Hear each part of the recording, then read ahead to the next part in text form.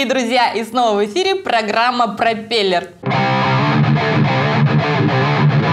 Первый сюжет посвящен пешему квесту. Пешему квесту. Пешему квесту. Пешему квесту. Говори правильно. Для любителей всяких компьютерных игр, что такое квест, не секрет. Квест — это когда ты берешь задания и их выполняешь. Ну а здесь как бы не за компьютером, а в реальной жизни. Ну и здесь была очень интересная организация. Обыкновенная девушка решила интересно провести свой день рождения. Вот, кстати, это очень странно. Это же интересно. Да. Вот ты бы смогла так отметить свой день рождения? Я бы смогла бы, но мне такая идея не пришла. И наш корреспондент Михаил Кириллин был в числе приглашенных. Мои друзья никогда для меня такого не сделают.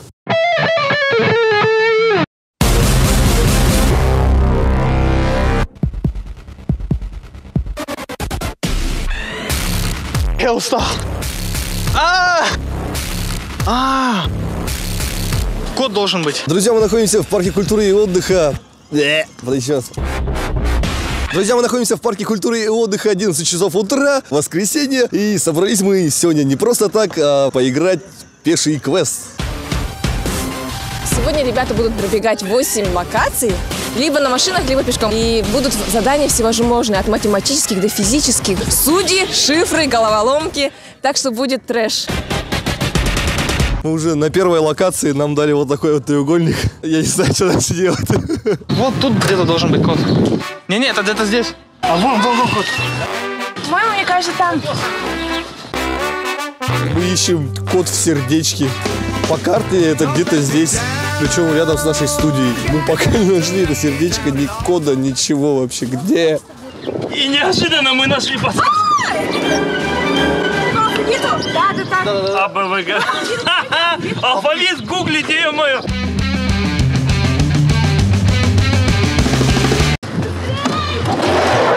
А вон человек стоит, нет? Где? Есть? Есть. Бананы какой-то. Спасибо. Мишаня, быстрее, машина. Заклинило. Мы двигаемся на конечную точку. Нам сказали, где этот вид Сергей в парке. Нам сказали, что мы первые, кстати. И поэтому мы такие радостные. Что говорить, я не знаю. Я задыхаюсь. Туда-сюда бегал. Оператор! Я устал. Оператор, стой! Не стой! Мы подошли к последнему пункту назначения. Тихо, ногами вот так вот все. Еще, Мишаня, еще. Друзья, вот таким вот образом мы дошли до финиша, выполнили последнее задание. И мы победили. Ура! Самое сложное задание какое было? Там, где мы искали, где обнаженные сердца. Почему Смотрите, ищут, смотрите. Никаких инцидентов не было. Кроме дождя и града, который выпал. Больше такого ничего не было, как бы, да. Командный дух, командная игра. Ну и весело, и мозг развивает. Друзья, вот так вот весело, задорно и, главное, дружно завершился сегодняшний квест. И всем спасибо. С вами был Михаил Кириллин, специально для программы «Пропеллер». Наш следующий сюжет посвящен классической игре «Дозоры», которая проводится у нас в городе уже не один год. И она стала популярной, и известной, и, можно сказать, любимой среди очень многих людей. В первом сюжете мы рассказали об интересной игре, да, пеший квест, а здесь уже все более серьезно. Дело Весь такой, профессионалом, да. Да, профессиональный довольно-таки уровень. И что было очень интересно, в этот раз эта игра «Ночной дозор» была приурочена к 70-летию Победы в Великой Отечественной войне. Вообще, в нашем городе надо давать премию людям с такой инициативой, которые устраивают такие подобные вещи. А вот, пожалуйста, вот есть дозоры, друзья. Есть дозоры, их найти не так уж сложно. Заходите к ним там в социальные сети, ищите, записывайтесь, играйте.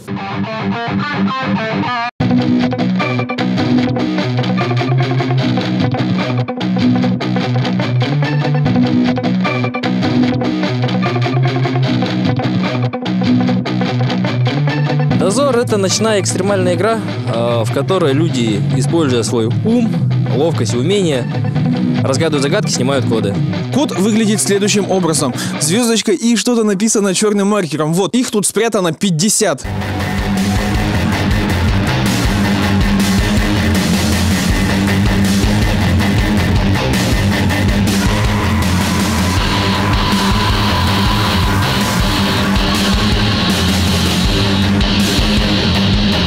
Сегодня у нас участвует 12 команд по 3 экипажа, то есть 36 машин. Ну, примерно умножить на 5 человек, это более 100 человек. Также сегодня игра у нас благотворительная. Собираем деньги на лечение маленькой девочки при поддержке Русфонда.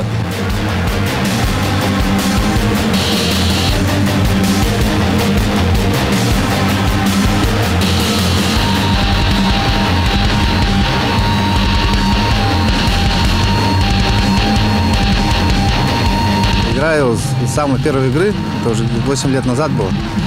Она была в середине июня, точно число не помню, когда приезжал сам организатор игры Олесь Жук.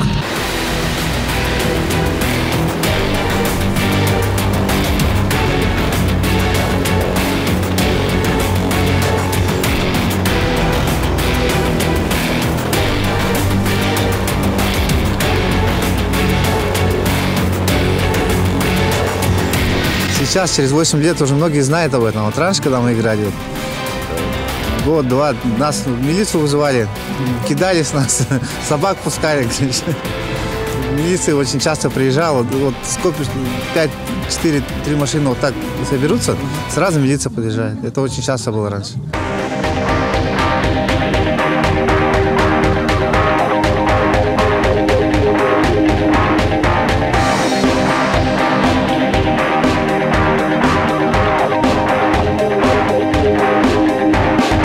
Главная их задача — найти скрытый код. Их 2. И команда не уходит с этой локации ровно до тех пор, пока она этот код не найдет.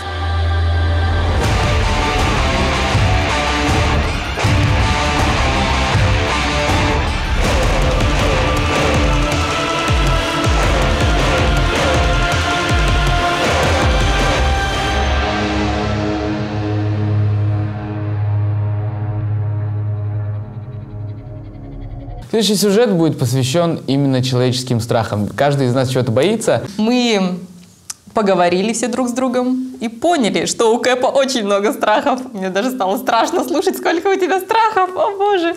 Когда тебя снимали, я вот так вот стояла. Примите дары, примите дары, примите дары. И Майк еще сзади щипает. Больше всего я боюсь безысходности. Ну, это действительно страшно. Ну, я же не могу, конечно, сказать, что это тараканов, там, вот это, как бы, ну, не мерзкий пиунь. Да. Просто самая грязная студия на свете. Просто сегодня.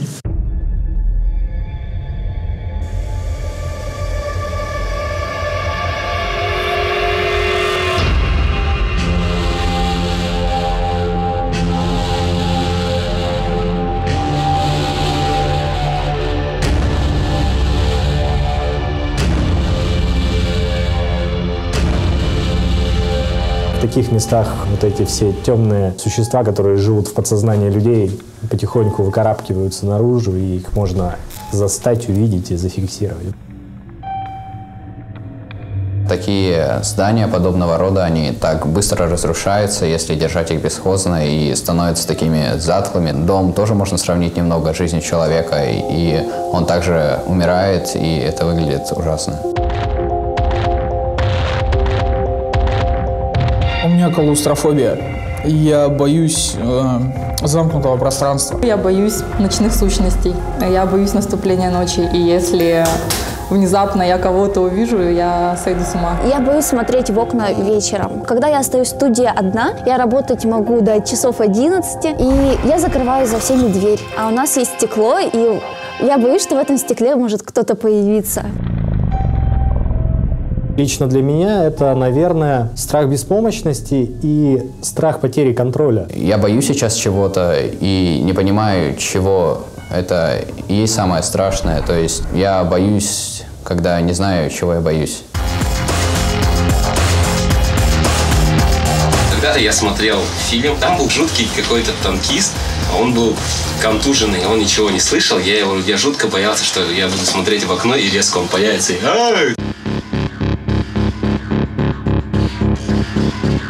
Я видел домового. Я проснулся, передо мной стоял бородатый дядька в пиджаке, маленький такой, вот, и смотрел на меня. Я лежал, и я не мог подвигаться, я ничего не мог делать. Я начал кричать, но звука не было слышно.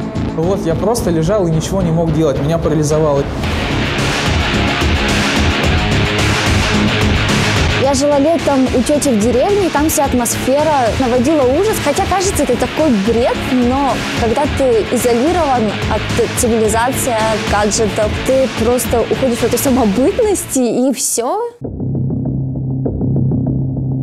Говорят, что нельзя всматриваться в себя в зеркало. Смотришь в глаза своему отражению и понимаешь, что там в этом отражении не ты. Ты понимаешь, как твоя суть тебя предает, и это тоже очень страшно. Я не люблю то, что нельзя объяснить. Когда мне страшно, когда рассказывают о всяких необычных местах у нас в городе, мне от этого становится страшно, и поэтому я хочу туда сходить. Человеческий страх – это защитный механизм, который предостерегает нас от несчастья, смерти. Ну, страхи тоже бывают разные. Бывают, которые предостерегают нас, а бывают просто вызванные неуверенностью. С ними нужно бороться. Если ты боишься каких-то чудищ или еще кого-то, меньше просто про них думать, не смотреть страшные фильмы и все. Я вообще стараюсь избегать лишней нервотрепки. Я даже ужастики всякие не смотрю. Я смотрю комедии, потому что, лишний раз нагнетать себя страхом тоже не хочется. Собака лает еще. Если ты чего-то боишься, надо пойти и сделать это. Ну, то есть я боюсь смотреть в окна ночью, но я все-таки, когда закрываю дверь на студии, я иду и смотрю в это окно и думаю, все, надо. Как только мы даем волю своим страхам, мы теряем контроль, и то, что делает нас с людьми, контроль над ситуацией, мы это теряем, мы сами становимся чем-то меньше, чем человек, и поэтому вот в этом можно утонуть. Это порочный замкнутый круг. Даешь волю страху, и он рождает еще больший страх.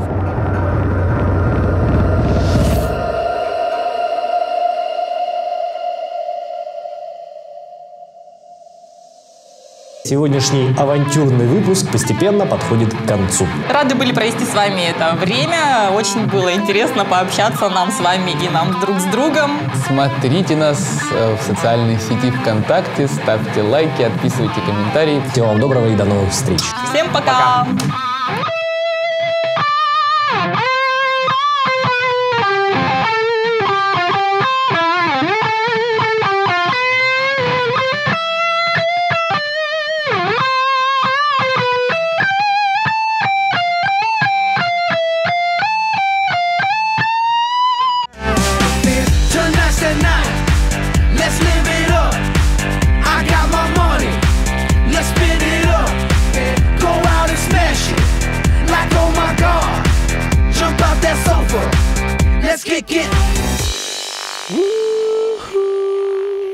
Якутский колледж инновационных технологий продолжает набор абитуриентов на базе 9 и 11 классов по следующим специальностям: сервис на транспорте, операционная деятельность в логистике, право и организация социального обеспечения, земельно-имущественные отношения, экономика и бухгалтерский учет. Справки по телефону 36 91 91. Якит.